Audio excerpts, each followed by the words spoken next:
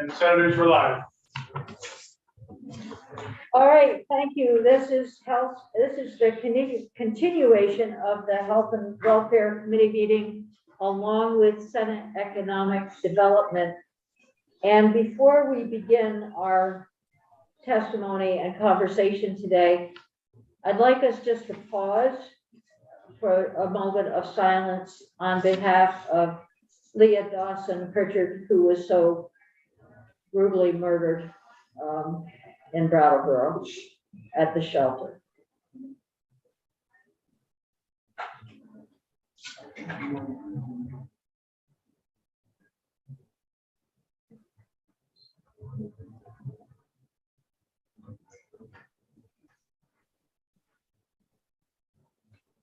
All right, thank you very much. It was a very sobering event for all of us, and I understand that the staff is now taking some time off to recover, and I think the most important thing that we can do is to give them whatever support they need. Emotional support, probably more than anything right now. But this meeting is about housing, and it's about very much related to the shelter that is in Brattleboro. And our committee worked alongside of House Human Services last year, looking at housing options and a transitional pathway away from the motel program and to more permanent housing. We had a joint meeting in the fall, as recently as the fall, and then we continue to see the dire need in our communities for housing for folks who have mental health needs, folks with disabilities, folks who are chronically ill, and then most generally, we know folks who are homeless. So the work that we do together as two committees, Economic Development has done yeoman's work, exceptional work on housing in S100.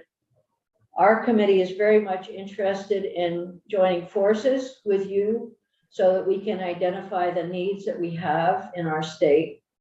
We have worked in the past with the Vermont Housing and Conservation Board to identify very specific needs in the community and to appropriate funds, have them appropriate funds for housing for folks with need for step-down beds in the case of mental illness or others. So our work today is to listen and to hear from folks who have been very much involved in the community in building that transition plan from our motel and hotel program to more stable, long-term affordable housing. I'm going to turn it over to Senator Brown Hinsdale. Why don't you say a few words? Go ahead, and then we'll ask Susan Aronoff to kick it off. Thanks so much, Senator Lyons. And thank you for recognizing Leah. She's exactly my age, and it was just really deeply painful to learn about her brutal murder. It's been on a lot of our minds as we work on housing issues, but just think about a fellow Vermonter who was clearly a bright light and just wanted to help others. And we know that that has been the full extension of some of what we've seen in terms of violence against workers who are trying to provide supportive housing. And, you know, we don't want people to feel like they're having to risk their lives to do that work. We certainly appreciate them for the heroes that they are, you know, making sure that those who are most vulnerable have places to live, that we could look at a situation where Vermont's rate of homelessness became the fastest growing in the nation over the course of the pandemic, but that we were compassionate enough to also have the lowest number of unsheltered people per capita in the state. So our compassionate solutions have still fallen on the backs of our housing workers and our shelter workers and their loved ones. And we want to appreciate them and recognize that they're under serious strain, and it's up to us to help them. Finally, I don't want to herald this as too historic, but I can't remember the last time our two committees held a joint hearing. And so often when it comes to supportive housing, recovery housing, transitional housing, you know, housing that where it's both the physical location and the support services that go along with it. We need to be having that conversation at the center of the Venn diagram as often as we can, because otherwise, we're the buildings, you're the people. And, it's just really important that we make sure we're united and coordinated in our work. As Senator Lyons alluded to, S100 focused a lot on homeownership and different types of housing, but at its core, it was about multi-unit and multi-family housing, housing in our downtowns and our village centers that's transit oriented, that no longer discriminates against types of housing, because that's often where we discriminate against types of people and who we think would be undesirable in our neighborhoods. And we need to stop thinking that way, because these are our family members and loved ones and people who we care about, who need our help. And the last thing we want to do is push them out to the margins of our communities and our society. So I just really thank everyone for doing this today. And hopefully it's the continuation of a lot of work that our committees can do together. All right, thank you. And being coordinated is probably the most important thing we can do going forward. You have Susan Aronoff, I think, in your committee. So Susan. We do indeed. Poised and ready to go. Introduce yourself for the record, and we'll listen to your testimony. And Brenda Siegel is here, so we'll be going back and forth. Great, Susan, take it away. Thank you. So I have to say, I'm not quite sure where to look because I have my back to right here, because everyone will see you right now. Okay.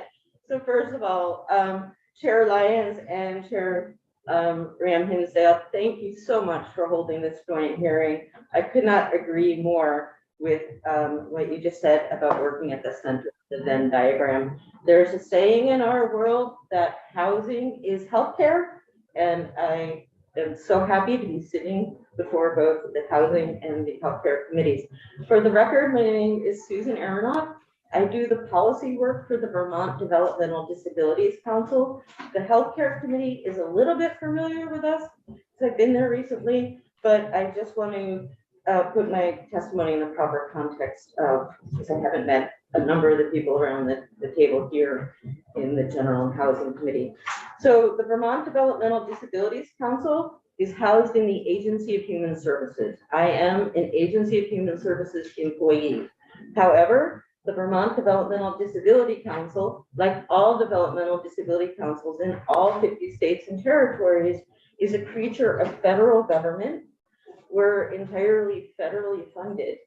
We were created by a federal statute. And under that federal statute, and in accordance with the memorandum of understanding we have with the Agency of Human Services, a couple things are true. One is the state cannot interfere with our advocacy. We are made up of 60% of people with disabilities and their family members. We operate under a 5-year plan. We come up with an annual legislative platform. I am just a staff person. I am directed by a council that is a majority of people with disabilities. That's how it's set out in federal law. And neither I nor the state nor any other state employee can interfere with the council's advocacy and the positions that the council wants to take on things. Every 5 years, councils update their 5-year plans. It won't surprise you to know that our 5-year plan, housing rose to the top. And so now we are fully invested in working in the housing area. I did bring with me a little bit more background on the council. I do want you guys to know we're here for you as senators and representatives. If you receive questions from constituents about who have an intellectual or developmental disability, they want to know what they might qualify for or what's going on with special education, we're a resource. Please use us. I gave copies to this is our Hello Neighbor. To Scott? Okay. To the other committee, Andrew, and yes. And then the other documents I've emailed you, which are our legislative platform and our housing report and our budget comments. And that's what I'm really here to focus on and talk about. So last year, there was an Act 186, that charged the Developmental Disabilities Council to work with our statewide self-advocacy organization, Green Mountain Self-Advocates, to produce a report to guide the development of what we call service-supported housing for adults with intellectual and developmental disabilities in Vermont. So I'm sure many of you have met with parents who formed the Developmental Disability Housing Initiative, the Parents Developmental Disability Housing Initiative. They are a force of nature. And last year, as a result of their advocacy and the leadership of Chair Wood and Representative McFawn and Tasha Graham Hinsdale and Senator Hardy and others in the Senate, we got Act 186, but that was just a start. That is funding 3 planning grants, and that work's underway right now to put out an RFP for planning grants. But we're gonna need funding for the housing itself. And so that's one of our platform items, is to set aside funds for the housing, the service supported housing that comes out of the planning grant. So the planning grants were funded last year. The department, Dale, is going to be distributing those to the winners of the planning grants. But once we have the planning grants, we're going to need to actually build the housing. Turns out, if you read this report, it is a great report. Vermont needs 600 more units of service-supported housing than we have right now. And if you were to talk to Julie Kessler from Vermont Care Partners, she would tell you that right now there are 100 people who receive home and community-based services, Medicaid-funded services for developmental disability, who are waiting for shared living providers. And a number of those people are in hotels. The rest of those, out of the 600, there's 100. Adults are living with their families and parents well beyond when their peers age out of living with their adults, and well beyond, frankly, when their parents are able to provide for their parents' well-being. So we have 2 or 3 really concrete solutions that I want to talk to you about here today. They're in our platform, basically to include people with disabilities in existing housing initiatives. 3 examples. Last year, you created the home improvement program for landlords who are out of compliance with housing codes. Please extend that. We testified in the House. We think they're going to add it to S100 in the House. We'd like you to support it if it comes back. We want to add landlords who want to improve access to their units. So Vermont has a home access program. The Center for Independent Living runs it. It's capped at $15,000 a person. Used to be you could get 2 doors and maybe a bathroom for $15,000 into accessible doors. You just can't anymore. So please include landlords who aren't just in code violation, but who want to make access renovations in that program. So we get more accessible housing stock, more people will be able to age in place, more people with disabilities would be able to find housing. That one, we got, I think, a good reception in House General Housing. Next, include people with disabilities in the preferred list of tenants. So you've got tenants who are housing challenged, tenants coming out of corrections, tenants coming out of homelessness. Please include renting to tenants with disabilities. And you're probably going to need a cutoff. Who counts as a disability?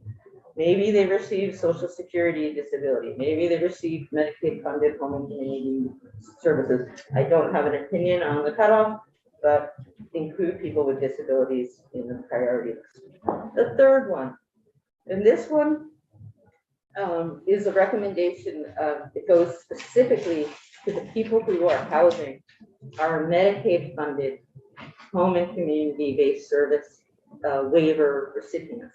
So to get Medicaid funded home and community based services in Vermont, you have to basically, if you're a senior, you have to be nursing home eligible. So people on Choices for Care, the reason why it's called Choices for Care is you can choose to receive your care in a nursing home, which Medicaid has to fund, or in your own home or in some other community-based setting, and then services are brought in to you, and that's why it's called Choices for Care. And Medicaid funds that. And Vermont used to lead the country. It was called shifting the balance, shift from institutional-based care to community-based care.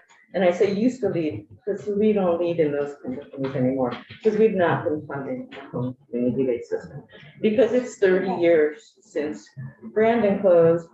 And we have parents in their 50s, 60s, and 70s who don't know who's going to care for their children in their 20s, 30s, and 40s. And the shared living provider program, these shared living providers, you see ads for them in the papers all the time, looking for housing for, you know, a young man who likes cats or doesn't like cats, or, you know, and those are our community members who open up their homes for a tax-free stipend. And that amount has not gone up. And frankly, it's not keeping pace with, you know, during COVID, people used to be able to count on the person living with them going out into the community for services, day programs in the case of seniors, but they just haven't come back online. So our shared living providers have become, in many cases, 24/7 living providers. They just had a new set of regulations take effect March 17th, 2023, CMS regs that will require them to make modifications. So they've been a very burdened, a very generous group. We'd like people who are housing Medicaid funded beneficiaries to be able to participate in this home improvement program and make renovations. And this is, I haven't said this yet in the committee, but this is the right committee. The accessory, auxiliary. Oh, the ADU? Accessory dwelling unit, okay. This is what happens with parents of kids with disabilities. They see their kids' disability benefits going to pay other people's mortgages. They see those $35,000, $70,000 stipends, tax-free stipends, going to other people's families to house their kids. What if they were able to use the new housing program, create ADUs themselves, give their adult kids some level of privacy, soundproofing, be able to house other people with disabilities in the future, create a housing stock that will allow people to age in place with caregivers above or below or next door. So in short, extending, we're saying include people with disabilities in all new housing initiatives. We want to include people with disabilities and the people who are housing them, which are our shared living providers and our families. There's actually nothing, Susan, that stops them at the moment from applying for an ADU grant. They I wouldn't. mean, they could do that now. There are no eligibility requirements. Yes. We're gonna start exploring that. Okay, For Medicaid, we can chat more, Yes. not in this here. yes. And that would be wonderful. So some of the Medicaid funded programs, they don't allow, they changed this during COVID with flexibilities, but in general, you might be able to be a shared living provider for your sister, for your cousin, for your grandkid, not for your kid. And not for, generally not for your spouse. Veterans programs opened up paid caregiver support to spouses, and during COVID, families have been able to receive family support payments. We don't know the future of those, if the state Medicaid level, federal Medicaid level. So, you know, Bill, Susan, and Allison, yeah, I think it's important that we get to hear from everyone regarding housing, and I know that Medicaid will be a part of that discussion going forward.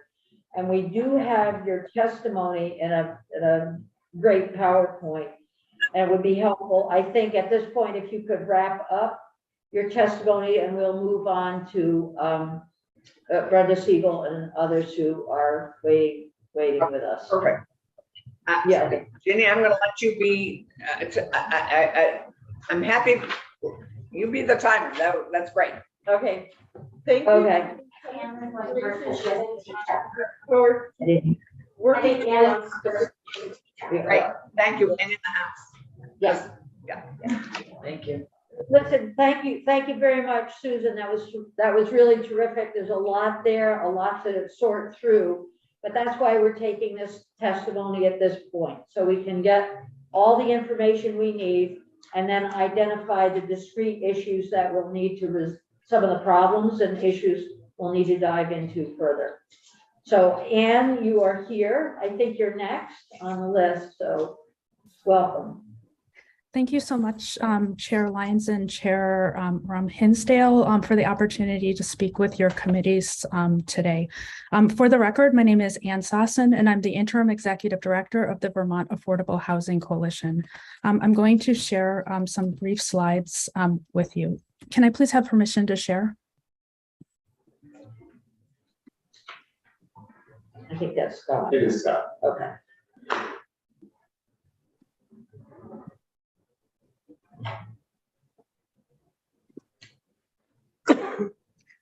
Thanks so much. So today, I want to do three things in the brief time that we have together. First, I want to summarize the current crisis of homelessness in Vermont. Second, I want to walk through some strategies for addressing this crisis. And I want to conclude by proposing a path for action. Just to put a few pieces of data here for our discussion, as we all know, Vermont currently has the second highest per capita rate of homelessness in the US. And Vermonters are entering homelessness faster than they're exiting it. 2,400 households entered into homelessness last year, and while 2,200 left homelessness. More than 80% of Vermonters who are experiencing homelessness are currently sheltered in motels. But there are about 1,800 households in the motel program. And we are concerned that the vast majority of these households are facing the prospect of unsheltered homelessness come FY24.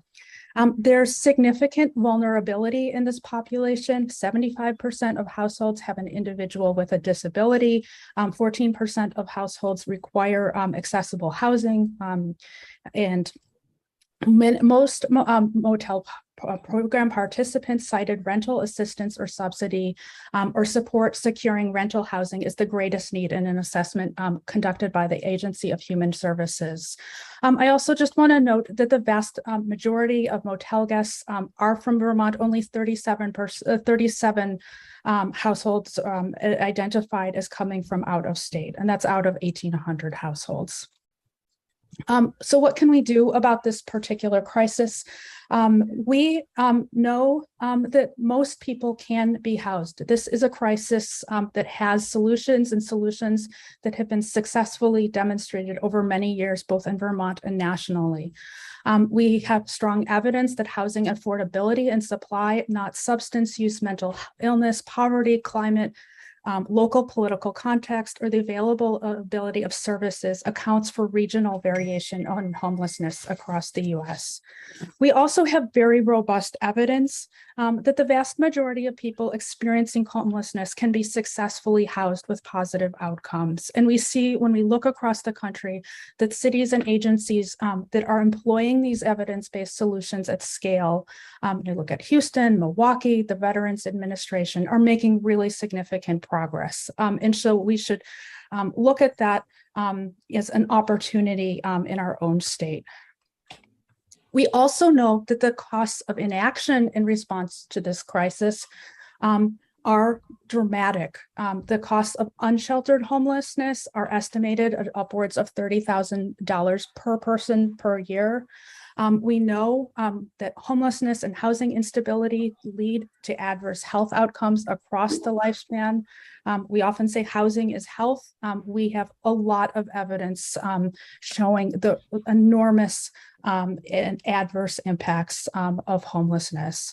The impacts and costs of unsheltered homelessness are broad in range. They're absorbed by our healthcare systems, our schools, our criminal justice system, public services, and communities. And I really want to bring these impacts into relief. There was a new study that was released on Monday that really highlights how devastating the consequences of unsheltered homelessness and forced displacement are. Researchers modeling the population level effects of involuntary displacement of people experiencing homelessness projected a significant increase in overdose mortality. They found a significant increase in hospitalizations and a decrease in the initiation of medication for opioid use disorder. And I don't need to tell you, because I know how hard you've been working to address the overdose crisis in this state, that housing is part of the solution in response to this crisis. And I'd just like to share the words of one of the many Vermonters who is impacted by this crisis, just to highlight the integral relationship between the housing policy decisions we're making and this particular crisis. So the real question, though, that confronts Vermont is how do we transition from our reliance on cost-intensive suboptimal emergency housing, or our GA emergency housing program, and these and move to these proven strategies that have been really effective both in our own state and in other parts of the country. And as we look to other states, what we're seeing is that they're addressing our immediate needs for shelter and our long-term strategies is really a false choice. There are approaches that we can employ in this state that will enable us to make this particular transition.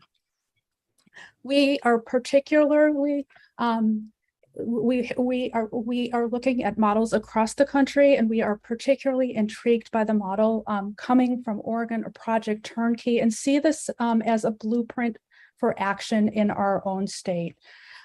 This model from Oregon creates shelter and permanent housing in a single investment. And I want to just talk briefly through some of the key aspects of this particular program, and then discuss how we would like to see some of the lessons employed in our own context. Project Turnkey is a statewide hotels to housing initiative that was launched with nearly $75 million in legislative investments. The state rapidly acquired hotels for use as non-congregate shelter and prioritized immediate shelter capacity expansion over renovation. What the project did was create emergency housing immediately with the intention that it would become permanent housing. So the state is both building or meeting its immediate need, but also building its future stock of permanent housing. The results from Oregon are incredibly promising. The state expanded its shelter capacity by 20% in just 7 months. Preliminary data shows superior rehousing outcomes to conventional shelter models there. And this in Oregon has seen significant cost savings. And really what this does is it accelerates and brings to scales models that have been successfully employed in Vermont. So we, in looking at this model, would like to put forward a proposal for a Vermont Homebridge program that builds both on the successful experiences here as well as lessons from other settings. We are proposing a pivot that includes a statewide hotels to housing initiative that would entail rapid acquisition of hotels and other properties for non-congregate shelter. And we'd like to prioritize shelter or keeping the population that is currently sheltered in the GA emergency housing program in place over significant renovation. The model that we're proposing enables flexibility and approach. We know that contexts vary across the state. The motel capacity is variable in certain parts of the state that have greatest need for shelter. And so we see it as important to take an approach that enables a range of housing options to be used in combination with motels. And we want a dual investment in emergency and permanent affordable housing. We see the units that are created through this as ultimately increasing the stock of permanent affordable housing. I want to talk briefly through the investments that are needed. And I know that there will be a desire to discuss these costs in more detail. We're looking for a $40 million one-time investment to VHCB, as well as $10 million in supplemental funding for shelter operations and supportive services. We all know that we need to increase support for our service providers to enable them to do this work. In addition, we're seeking $72 million in GA emergency housing funding to maintain the shelter program. Let me conclude and take any questions that you have. We know that eliminating homelessness funding does not eliminate the cost of homelessness in Vermont, and we can manage this crisis with evidence-based strategies and best practices that are drawn from other settings, or we can let it manage our communities. It is our choice as a state how we move forward. Vermont has an opportunity, however, to adopt an approach that both can address our immediate crisis of homelessness and keep Vermonters sheltered, as well as address our long-term housing needs. So let me stop there. Thank you for the opportunity to testify this morning. Thank you, Anne. This is very informative. And so I think there are probably a million questions and a lot of discussion embedded in what you presented. But I'm going to suggest we move along simply because our time is so precious. But the Homebridge program sounds pretty exciting. Just the appropriation piece is always challenging. So thank you for bringing the idea to us. Thank you. Brenda Siegel is here. Can I just, I'm gonna have to pop out just briefly. I want you to know when I walk. I'll be back. Get through? I will. Okay. Yeah, you and I have had some good conversations. Yeah. It's okay. I won't take it personally. You don't. I'm Brenda Siegel, and for the record, I'm from Newfane, Vermont. I'm a policy advocate, and I run a hotline through End Homelessness Vermont, which was created as an entity to come up with a plan to end homelessness, but has ended up being very involved in direct service throughout the last few years. In the last 3 weeks, I have been to 13 motels. It will be 16 by the end of the day tomorrow, and spoken to 800 people utilizing the motel program. The number will be 1,000 by tomorrow. The stories that we hear in the media often highlight the negatives about motels, which I am sure as legislators and sometimes as advocates make us feel like we're throwing good money after bad. What we hear less of is all the success stories and that have happened as a result of this program. Many of the people that I have met would likely not survive without this program. Not all qualify for SSI or SSDI, but have severe health conditions, mental health, or substance use disorder. Some have been chronically homeless due to mental illness or substance use disorder. Many have finally gotten the medical care that they need and their health is on track. Many, not all, have found recovery because they are stabilized. I have met a large number of people with bipolar disorder who finally have received treatment and medication and are stabilized because they have safe and consistent shelter, some for the first time in their life. I have also met those who needed surgeries and finally gotten them with community around them to help them during their recovery. I have heard incredible heartwarming stories and seen with my own eyes the communities that individuals have built and the ways that they support one another. There are also many people in the motels who have never lived on the street, became homeless during this time, and will be their first experience on the street and their first experience of homelessness, that's because we've been doing the right thing for a long time. We have an opportunity right now to build on those successes and provide a true great gateway to permanent housing for all these individuals. We have a responsible, clear plan that has come together with the support of several orgs working on this issue separately and now together. The reason that we have come together is that we can see the light at the end of the tunnel, and we need your support to get it done. In order for it to work, we need to keep people safe where they are without ending the current GA program, because that will be a critical part of the next step. Right now, 1,800 households or 2,800 individuals are sheltered in the motel housing program. The House budget would reduce that to only 146 households by July 1st. And again, that's going from 1,800 households or 2,800 individuals to only 146 households. That means that in places like Rutland, where there are 470 people sheltered in motels, almost all of them will have nowhere to go and will end up converged in Rutland downtown. In Brattleboro, that number is nearly 300, similar numbers in White River Junction, of course, even higher for Burlington, and I could go on. Not only is this forced gun sheltering a catastrophe for individuals, but it will be a tsunami of disaster for our communities, and the diverted costs to public safety, healthcare, and needed services will far outweigh the continued program costs in the time it takes to make this responsible transition. You will hear, well, you just did hear more about the cost, but depending on the study that you look at, it costs between $18 million and $54 million more in diverted costs to keep 3,000 individuals unsheltered. Those costs come from public safety, healthcare, service, and more. They're hidden frequently, but they're there. Because these costs are diverted, they don't show up as that same price tag. We all know that there's a problem, but the challenge has been throughout the last few years, what do we do about it? In Oregon, they had a large number of people on the streets and a natural disaster hit and then COVID. It was a trifecta that increased homelessness, much like our homelessness has increased. And so they came up with a plan that included the acquisition of hotels, keeping them as non-congregate shelter, which is what is best practices now, with minor, not major renovations, and then ultimately transitioning many of them to permanent housing. It is a true gateway out of this crisis. Here in Vermont, we have the opportunity to build our own version. I like Home Bridge.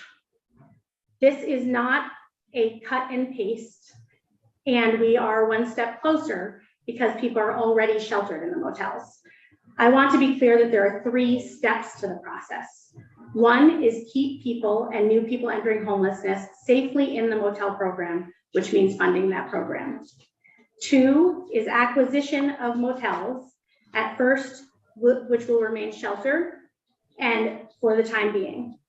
3 is strategic and well thought out renovations of those hotels to permanent housing, one by one, bringing online between 200 and 400 units in the first year, depending on cost, because we've heard that the cost may be higher than we're thinking. And it is important to note that some of the shelter providers may have other options that are not hotels for non-congregate permanent housing, and that this plan will allow flexibility to create. I'm going to offer some answers to the questions that I know are out there ahead of time. First question folks have asked is, are the hotel owners ready to sell? And how do we make sure we don't end up spending too much money? I've been in conversation with the hotel owners and most recently have asked for a meeting with all of the owners, and that should happen very soon. For many, they don't see that hotel returning to becoming a hotel as it was in the past. They are open to selling, master leasing, or renovating to apartments. Most, though, see themselves selling and then building and creating a new motel or hotel. There are several benefits to this, including that as the new hotel comes online, there will be tax revenue brought into the state and communities that has been lost over the last few years. And we are creating permanent housing and shelter structures that specifically address population who need to put some real focus, who we need to put some real focus on and support in this transition. It comes out as a win-win.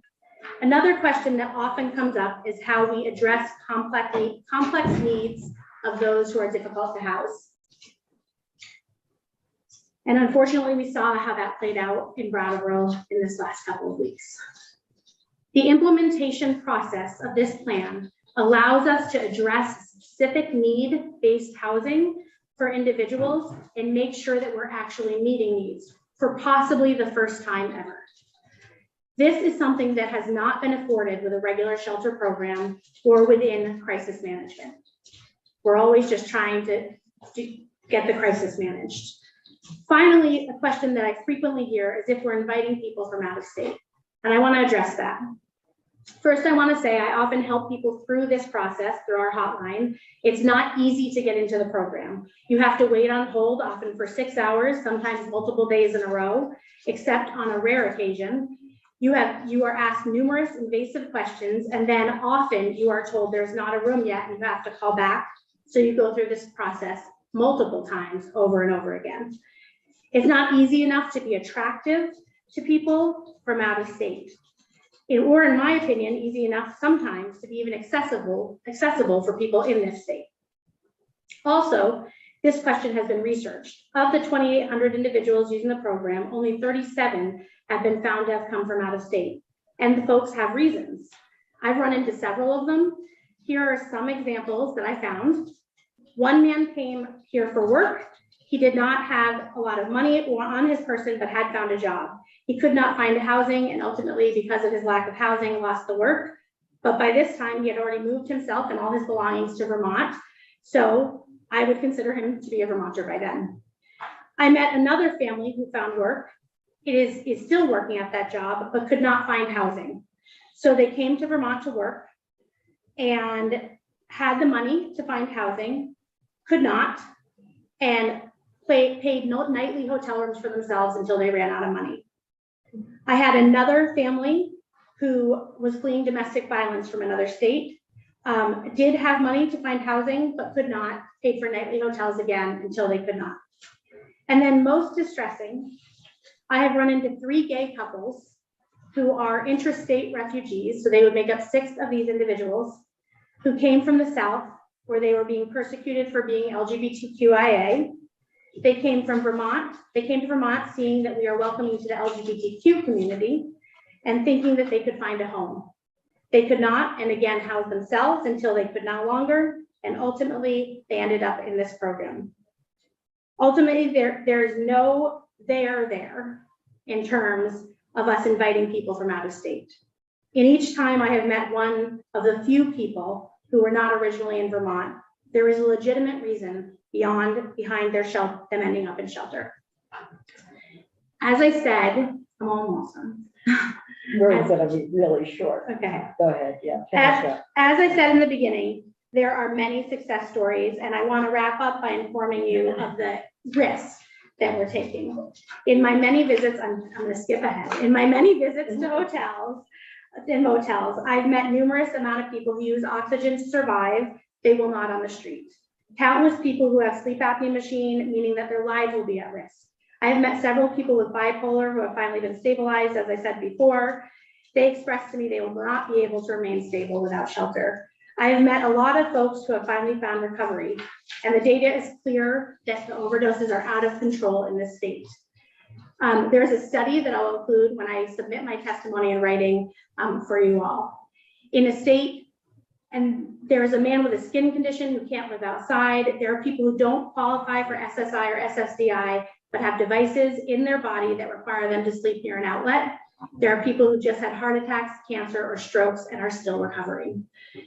They don't qualify for SSI or SSDI, and there are many who just got their children back from DCF custody or are working to get their children back from DCF custody, and termination of their parental rights will happen if they end up houseless. Last paragraph. We are at a critical juncture where we have found ourselves 2 paths. One that will create worlds of harm to our neighbors and community members, to our downtowns, to public safety, and to healthcare. The other, where people remain safe, and we build this on the success of this program, the success that you all created, because there is so much success, and it takes it to the next level where Vermonters, our neighbors, our community members end up in long-term housing. This is the first time we have found that clear path. It builds on the work already done. It is fiscally responsible thing to do, as well as the morally responsible one. It is a strategic plan. The framework is there, and with VHCB and all of us who have been local and statewide partners throughout the pandemic and beyond at the table, the implementation creates the smooth, responsible transition to permanent housing that moves us off of paying for nightly hotel rooms to the extent that we have been by this time next year. I'm really excited to be working on this with this incredible group and all of you. And I know that it's not the goal of any of us to unshelter people. And it gives me so much inspiration that we have finally found a reasonable and doable path forward. Thank you very much.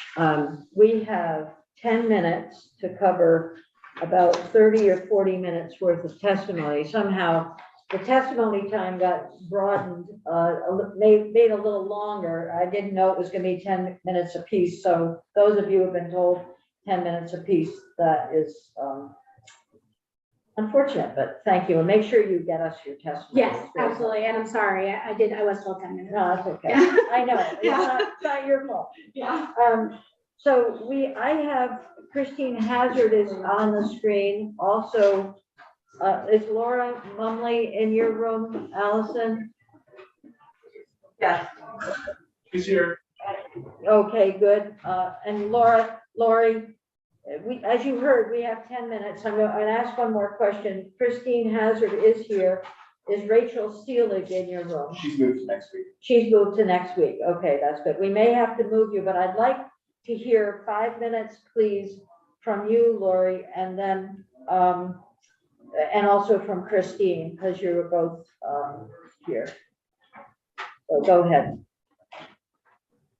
I'll go as quickly as I can.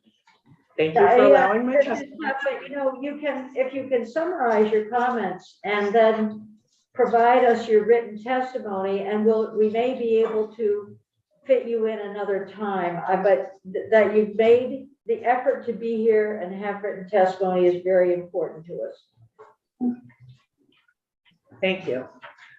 So my name is Lori Mumley. I'm probably the only person not being paid to be here. I'm here as a mom.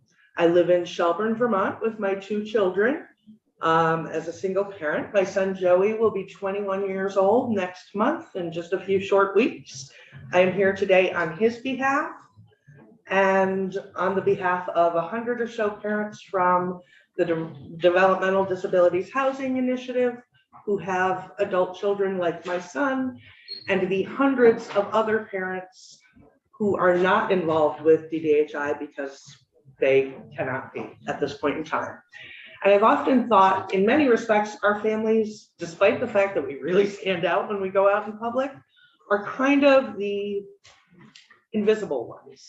You don't often see us at Little League games or farmers markets or other community events because it's too hard to get us there.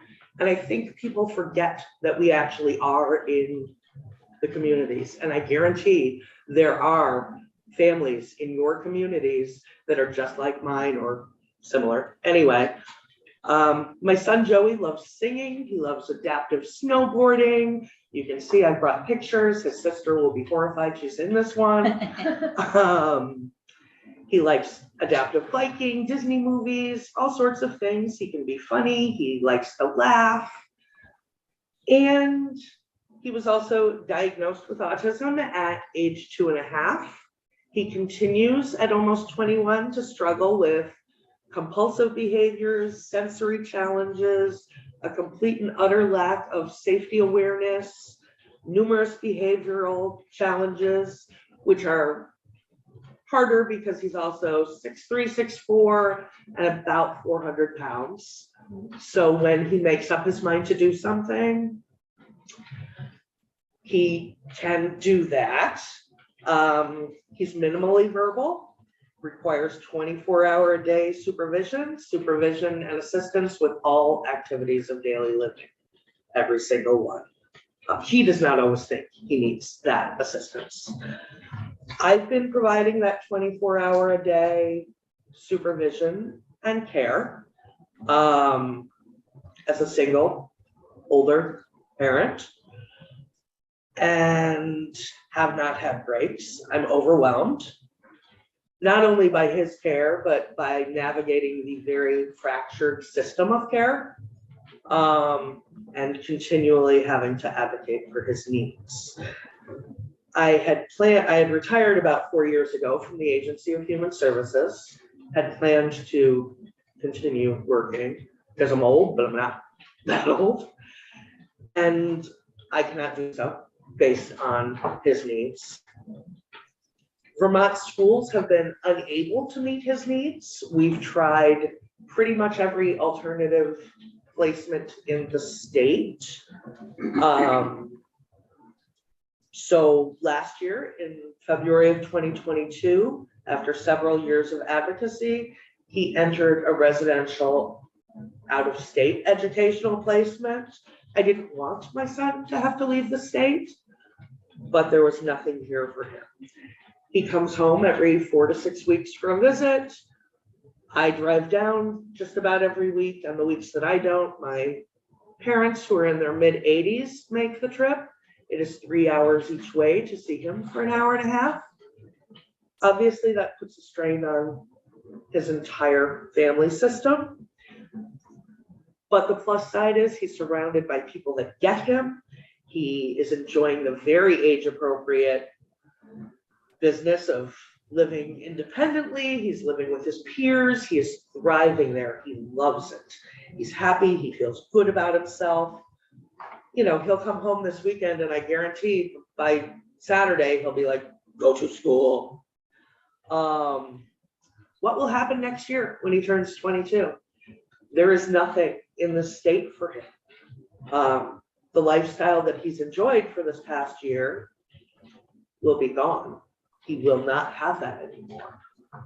The only options for him are to come home and live with me, or to go into shared living, which cannot meet his needs. It's not appropriate for him. There are a few scattered group homes in the state. They are not designed for kids like my son. They are not designed for really high support needs people. He is a really high support needs person. He's fun, he's great, and he has really high support needs. We don't need to reinvent the wheel. DDHI, the parent group that I'm part of, proposed a number of potential solutions found in other states. Susan's paper that they just put out last month, I'm giving you full credit, also proposed a bunch of housing options that are models that we could use here in this state. The fact is, Brandon shut down nearly 30 years ago and promises were made. They have not been kept. The community programs don't exist. Certainly the housing doesn't exist. Part of the Brandon closing was we're not going to get stuck in a rut of providing the same type of housing. We're in that rut. We are deep in that rut and we need to get out of it. You know, I've been exhausted for years trying to advocate for my son. I'd like to slow down, but he doesn't have a voice, and the other adults like him don't have a voice. 186, Act 186 was great. It was a great start, and that's all it is, a start, a drop in the bucket. We need more. And so what I'm asking is that when the many housing projects are considered, I know that housing is an issue across the board, include specific language to set aside monies for the adults with developmental disabilities and high support needs, because right now there is nothing, not one, nothing. I know there's also worker shortages. The burden of that crisis falls on families because the needs don't go away just because there's not a worker to help with toileting issues or feeding or chair transfers, whatever the issue is. Those issues don't go away. The parents are forced to repeatedly step in and fill the gaps. Since I have no help from anybody, you know, the kid's father doesn't help, it's all on me to provide those services. That's why I can't work. Even though my son is out of state, I cannot work because it's me alone 24/7 with him, caring for him and filling those gaps. And I've paid double, easily double the going rate for many years, way before the pandemic. I don't even know what I'd have to pay now, but it would be significant. So I know one of the things that we are asking for is a 10% rate increase for Medicaid. it's the only way to maintain workers for the most vulnerable population in Vermont. I would also ask that you support an annualized rate review for home and community-based services. Again, my son is pretty much eligible for everything there is. There just isn't anything. I don't know how else to reiterate that. I hope I wrapped that up in 5 minutes. I've already submitted written testimony with Thank you so much. addendums, so hopefully that can help with what I'm saying. And Jen, what area of the state do you live in? I live in Shelburne. Thank you, Lori. Yeah, this is terrific. And if you can send your information in, we'll post it on our webpage. That would be helpful. Zoom is never the best, but we appreciate your time.